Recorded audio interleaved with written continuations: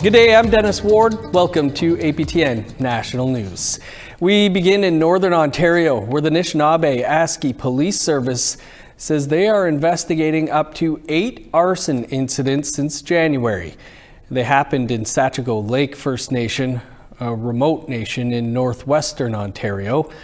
According to police, the incidents have caused more than $1 million in damage. They've arrested 11 youth suspects. Police say so far 10 of the 11 have been charged, and their ages range from 11 to 16 years old.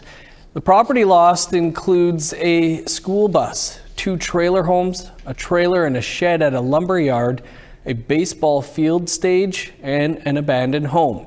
The suspects cannot be named due to the Youth Criminal Justice Act. The investigation is ongoing.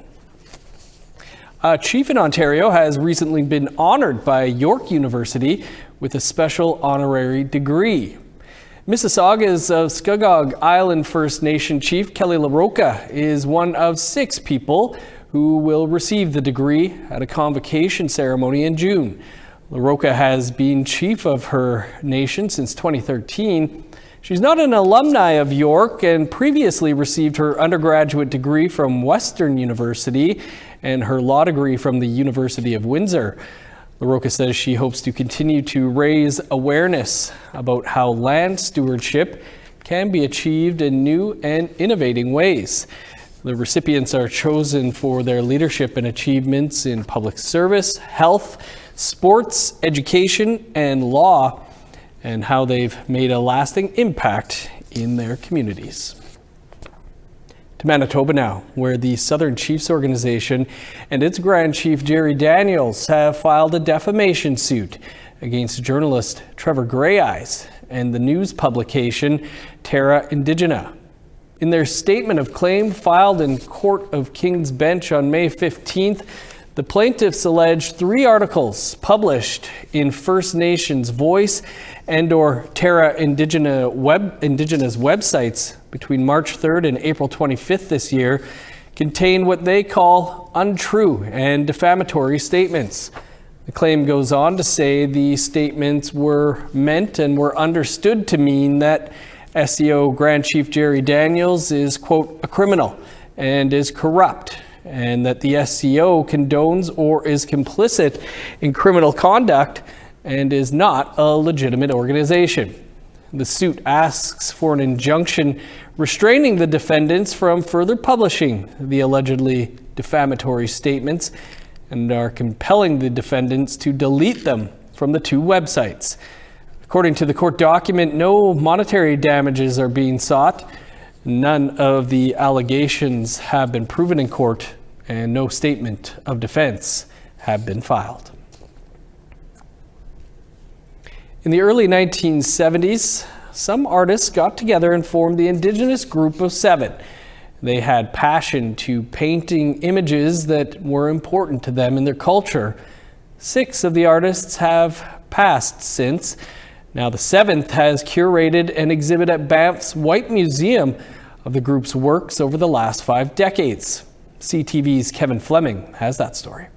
In the 1970s, Joseph Sanchez was a young artist, and today is the last surviving member of the Indigenous Group of 7. Daphne Ojig, Alex Janvier, Norval Morriso, Jackson Beardy, Carl Ray, Eddie Kobenis, and myself. Together with Don Sanders Dahl, Sanchez curated an exhibition called The Ancestors Are Talking, paintings by the Indigenous 7. I think a lot of people weren't aware of the group, to tell you the honest truth. There's a lot of interest in understanding more about the group and their impacts on Canadian art. Sanchez says while they were all painters, they were also spiritual, and their art reflects that. Eddie talked about dreaming. That's where he got his inspiration. Daphne talked about peeping over the veil, crossing over and looking at the other dimensions. Normal astral travel to all the dimensions. And me, I've been astral traveling since I was a young boy. Sanchez says 2 of his friends died young, but the rest of the artists continued to paint for decades. And this exhibit shows their evolution through the years on canvas. When this group started, the idea was that we were giving our work back to the children, to our people. And ultimately, that didn't happen. There was no funding. There was but each one of us has then inspired younger artists. They have these important impacts that I think will really help foster the next generation. So we really want to encourage as many people to come, especially local Indigenous youth and artists. Sanchez says he and other Indigenous artists benefit from having a spiritual connection to their ancestors, and they shouldn't be afraid to explore that in their art. Kevin Fleming, CTV News, Banff. Back to Treaty 1 territory now, where Indigenous entrepreneurs have a new way to help turn their ideas into thriving businesses. The main goal is to inspire Indigenous entrepreneurs. Treaty 1 Development Corporation unveiled a new Indigenous Entrepreneurship Center. It's located in Winnipeg's downtown at Wawanesa Insurance's former head office. Officials say it will offer an array of resources for people to either start or grow their businesses, such as legal and financial guidance, mentorship, and marketing support. The partnerships, the resources, the mentorship, and the supports, they all exist already. It's just a matter of facilitating and navigating those to bring them all together in one space. CEO Kathleen Blue Sky says the hope is to eventually open up chapters across the country. Over the long weekend, Yellowknife was treated to a special performance featuring a traditional throat singer all the way from Nunavut. APTN video journalist Bruce De La Cruz has that story. Olivia Chislett warms up her voice before her first ever performance in Yellowknife. She is an accomplished throat singer and multimedia artist from Iqaluit, Nunavut, with her singing career beginning in unlikely places. And so when I was a kid, I used to listen to audio tapes of throat singing, little cassette player tapes at my daycare. And I used to, every time there was throat singers on the local television, I would be this close to the screen, my mom would say, and just trying to copy all the sounds that they were doing. She is performing with local folk and bluegrass artist Lester Slade. Their set includes her throat singing fused with Western styles of music. Traditional throat songs, so songs that already have like a set rhythm and melody and everything. And I find ways to fit it into Zach's music, or Zach finds ways to fit his guitar into my song. Some of the follower parts that usually would be done by another throat singer, but he's playing his guitar along to them. So. Olivia describes some of the challenges when blending other genres with throat singing. Sometimes people will ask me what key something is in, and I have no idea. I just, the way we learn songs is by mimicking what we hear, and so I couldn't tell you what key or what the timing is. It might differ from performance to performance. She also shares a painful chapter in the history of throat singing, when the practice nearly died out in the early 20th century. For a long time, it was really demonized by settlers and missionaries, along with a whole bunch of other cultural practices. And so it was almost lost for quite a long time. Anyone who did practice it would have practiced it in secret. But the arts of throat singing has made a comeback. Nunavik style, out of northern Quebec, was given UNESCO Intangible Cultural Heritage status by the Quebec government in 2014. It started off getting revitalized in Nunavik, I believe, and from there, more and more people were inspired to start bringing it back, to start asking their elders questions, start asking each other questions. It was a lot of just love for the art itself that brought it back. At the end of the day, throat singing is much more than just an art form for Olivia. It's a rediscovery of oneself. For me, throat singing is part of proof of what we were and what we are, and things that we lost can be brought back. Bruce De La Cruz, APTN National News, Yellowknife. Still to come here, we'll bring you a preview of tonight's Nation to Nation and our In Focus podcast when we come back. Plus, in Prince Edward Island, a Mi'kmaq nation is determined to continue with its treaty fishing despite fishery officers seizing their lobster traps. APTN's Angel Moore is working on this story. Here's a preview. I'm here in the Lennox Island First Nation, where tensions are high after fisheries officers seized treaty lobster traps on Sunday and pressed charges against one fisherman.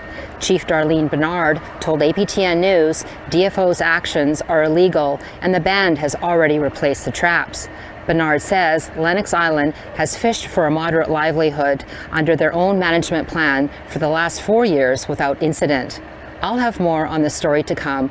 Angel Moore, APTN National News, Lennox Island, Mi'kmaq Nation.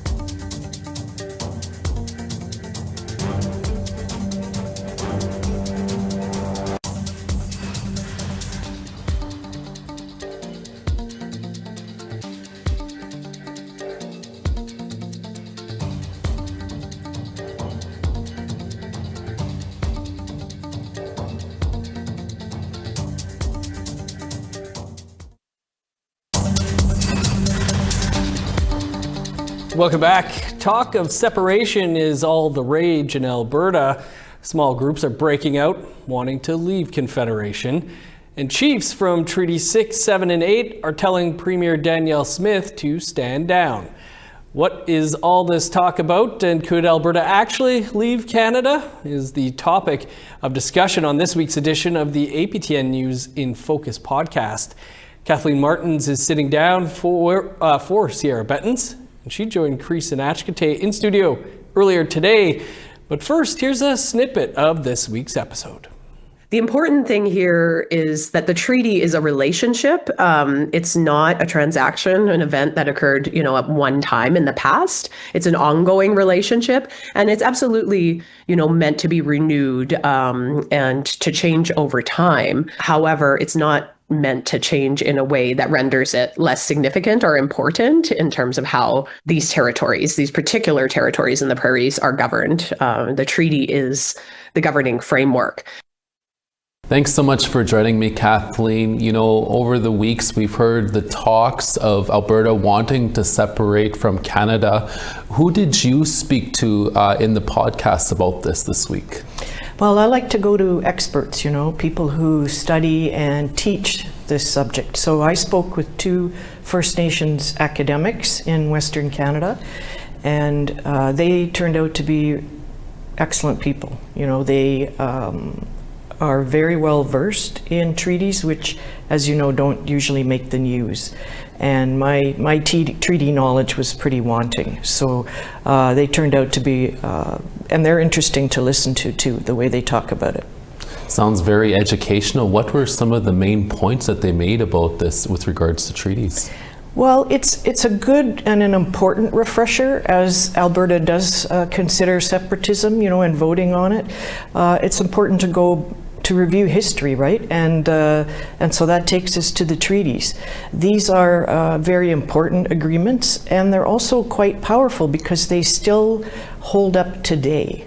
And that is what I learned from this podcast discussion, was that these agreements that were made between the original peoples and the Crown, which is Canada, no province can separate. Like Quebec learned this in the 80s and 90s, and now Alberta is being reminded that it can't just take its land, put up borders, and say we've succeeded from Canada.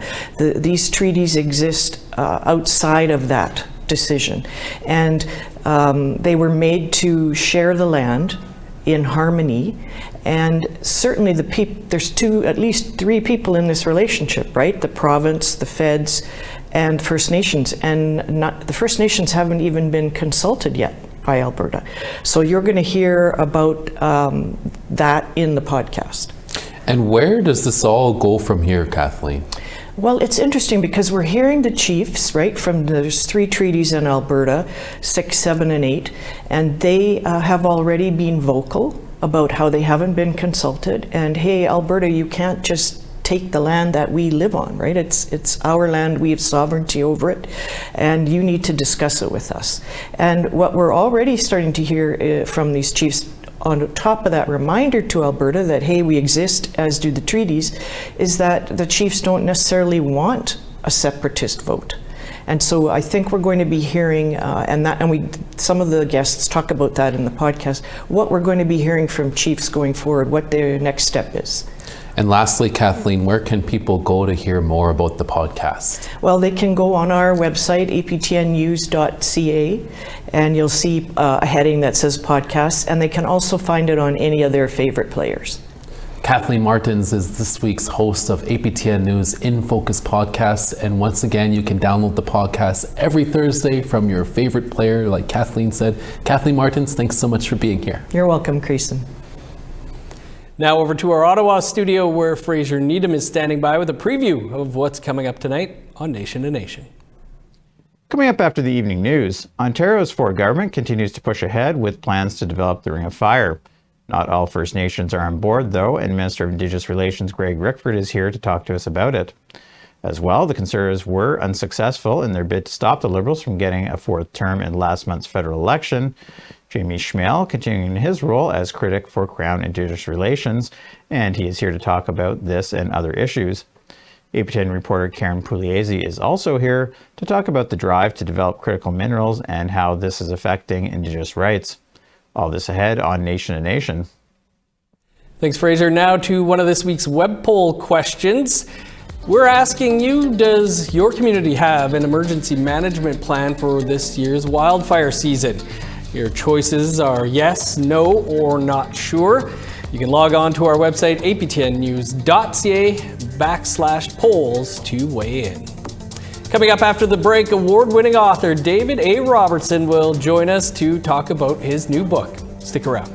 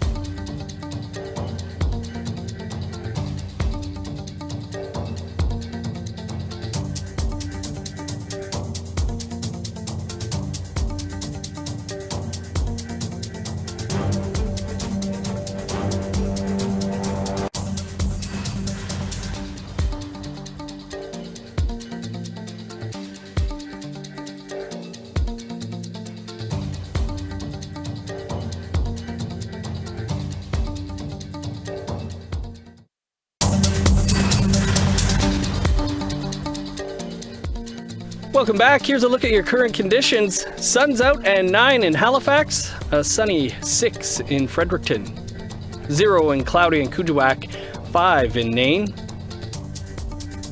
cloudy and 11 in Montreal and Val-d'Or.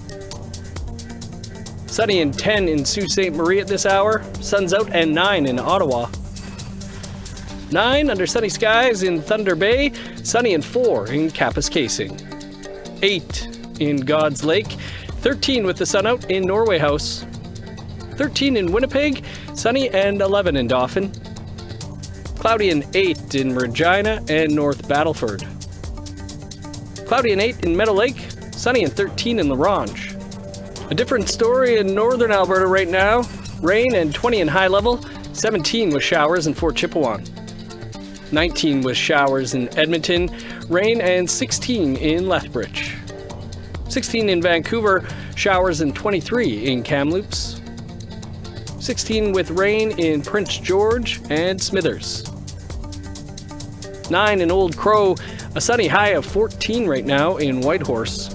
Showers and 14 in Yellowknife. 12 in Norman Wells. +1 in Sax Harbor. Cloudy and 2 above in Paulatuck. 3 in Chesterfield, 2 in Arviette, 1 in Whale Cove, 0 with snow in Resolute, 2 in Iqaluit. Prolific writer and two-time Governor General's Literary Award winner David A. Robertson is back with a new book. His latest release is called 52 Ways to Reconcile: How to Walk with Indigenous Peoples on the Path to Healing. Robertson, who is a member of the Norway House Cree Nation in northern Manitoba, is holding a book launch in Winnipeg tonight, and he joins us now. Thanks so much, David, for being with us, and congrats on the new book here. Legendary broadcaster, journalist Sheila Rogers wrote the book. This is for every Canadian who's asked, what can I do to advance reconciliation? That this is the book you've been waiting for. Can you tell us about 52 Ways to Reconcile? Yeah, it's a book that I've been working on really for my whole career, in a lot of ways. My work's been focused on reconciliation. Whether I'm talking about it in books or doing public speaking about it, I have the privilege of being able to talk to Canadians all across Turtle Island, and I've learned a lot in that span of time. And it's helped me to understand what reconciliation is, but also the things we need to do. And some of the hesitance that people have, are worried to do something wrong. So this book is a welcoming. It's a guide, but it's really a way to show people a path that we can walk together towards healing, but also to build a stronger community together. Great idea for a book. Like you say, something that you kind of been working on for a long time. Why did you feel now's the time? Yeah, I think we're at a point in Canada, in Canadian history, where we can go one way or the other. We have really good momentum right now, though. We've been working on this now for over almost a decade or more. The TRC calls to action was a big turning point for us. And I just feel like this book was a book that helped to maybe give people some ideas, because I think there is sometimes a question of what can I do? People know that they should do something, but what they can do is different. And so this book is laid out as a guide. It's 52 things that you can do every week. Some of them are very simple, like reading an Indigenous comic book or a novel, listening to Indigenous music, or some more complex things, like getting to know more about Indigenous worldviews, actively going out and seeking, a gathering or going to a powwow, just things that we can learn. And for me, like, reconciliation is about coming to an understanding of each other, and through that, a mutual respect. And I think that is really the bedrock of what we would need to do for a healing path. The 52 ways are conveniently listed here on the back of the book. How did you arrive at those? Oh, well, first of all, there's a big spoiler to put them all in the back. I just was thinking, like, one day when I thought about the book, I thought, well, I need to come up with 52 things. That seems like a lot. And so I just spent a day just jotting down every single idea I could have on an action. And at the end of the day, I think I had about 90 or so. So it was organizing it properly. It was looking at the ones that are most doable, and the ones that made most sense. And so most of the things that you can do, it's really like a choose your own adventure. You can open it up into any week and do it in any week you want. There's very few actions that are tied to a specific day. You know, like the National Day for Truth and Reconciliation. There are things that you can do on that day. Otherwise, it's like, read a book any week, or my favorite is actually write your own action and then do it, and so it's giving Canadians, with all the stuff that they've learned so far in this book, now think of your own thing to do. And so it makes them a more active participant, which I think is the end goal of what we want to get to. 90 plus ways, so the sequel's already planned out. Like you say, not to spoil the end, but the 52nd way to advance reconciliation is to share this book. What are your hopes on how it can lead to understanding and healing? Well, I think that's just what it is. What we get from the knowledge that we accrue through the books that we read or the people that we talk to, the relationships that we build. It is sharing what we've learned, and in sharing what we've learned, we teach other people a little bit more. And I think that we're all teachers, and anything that we say or do, we're teaching somebody something. And that teaching can be productive or it can be unproductive.